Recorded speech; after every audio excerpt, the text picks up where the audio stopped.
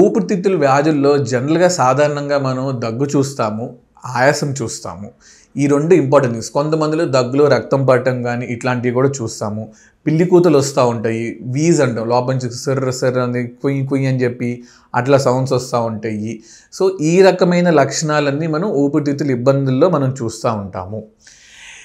ఇది పర్టిక్యులర్‌గా ఈ లక్షణాలుంటే ఈ వ్యాధి అని నిర్ధారణ చేయడం కష్టం. ఈ లక్షణాలు ఎట్లాంటి ఊపిరితిత్తుల యొక్క ఇబ్బంది ఉన్నా చూస్తాము.